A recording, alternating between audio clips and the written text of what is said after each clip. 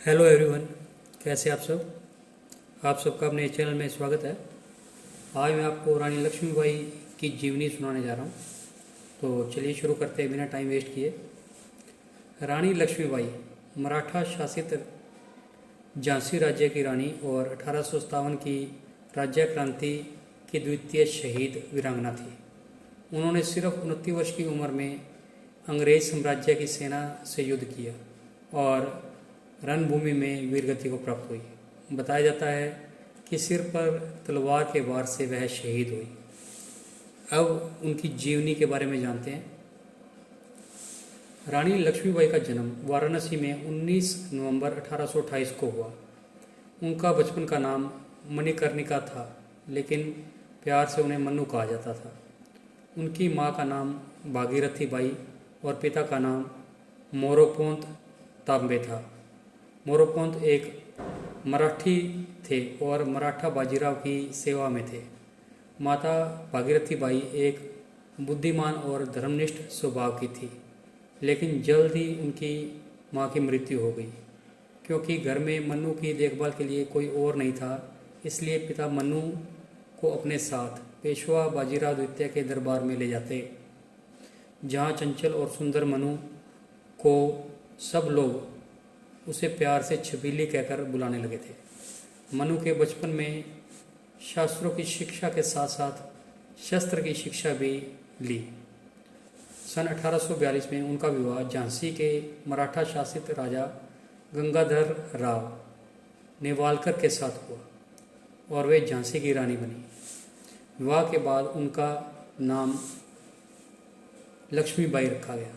सितंबर 1851 में रानी लक्ष्मीबाई ने एक पुत्र को जन्म दिया, परंतु 4 महीने की उम्र में ही उनकी मृत्यु हो गई। सन 1853 में राजा गंगाधर राव का स्वास्थ्य बहुत अधिक बिगड़ जाने के कारण उन्हें दत्तक पुत्र लेने की सलाह दी गई। पुत्र गोद लेने के बाद 21 नवंबर 1853 को राजा गंगाधर राव की भी मृत्यु हो गई। दत्तक पुत्र का नाम दामोदर राव रखा गया। ब्रितानी राज ने अपनी राज्य हड़प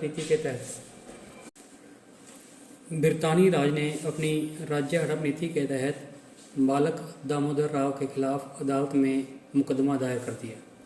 हालांकि मुकदमे में बहस हुई, परंतु इसे खारिज कर दिया गया। ब्रितानी अधिकारियों ने राज्य का खजाना जब्त कर लिया और उनके पति के कर्ज को रानी के सालाना खर्च में काटने का फरमान जारी कर दिया। इसके परिणाम स्वरूप रानी को झांसी का किला छोड़कर झांसी के रानी महल में जाना पड़ा। पर रानी लक्ष्मीबाई ने हिम्मत नहीं हारी और उन्होंने हर हाल में झांसी राज्य की रक्षा करने का निश्चय किया। अब आपको बताते हैं झांसी के युद्ध के बारे में। झांसी 1857 के संग्राम का एक प्रमुख केंद्र बन गया, जहां हिंसा भड़क उठी। रानी लक्ष्मीबाई ने झांसी की सुरक्षा को सुदृढ़ करना शुरू कर दिया और एक स्वयं सेवक सेना का गठन प्रारंभ किया। इस सेना में महिलाओं की भर्ती की गई और उन्हें युद्ध का प्रशिक्षण दिया गया। साधारण जनता ने भी इस संग्राम में सहयोग दिया। जलकारी बाई, जो कि रानी लक्ष्मीबाई की हमशक्ल थी, को उसने अपनी सेना में प्रमुख स्थान दिया। 1857 के सितंबर तथा अक्टूबर के महीने में पड़ोसी राज्य ओरछा तथा दतिया के राजाओं ने झांसी पर आक्रमण कर दिया। रानी ने सफलतापूर्वक इसे विफल कर दिया। 1858 के जनवरी माह में ब्रितानी सेना ने झांसी की ओर बढ़ना शुरू कर दिया और मार्च के महीने में शहर को घेर दिया। 2 हफ्तों की लड़ाई के बाद ब्रितानी सेना ने शहर पर कब्जा कर लिया, परंतु रानी दामोदर राव के साथ अंग्रेजों से बचकर भाग निकलने में सफल हो गई। रानी झांसी से भागकर कालपी पहुंची और तात्या तोपे से मिली।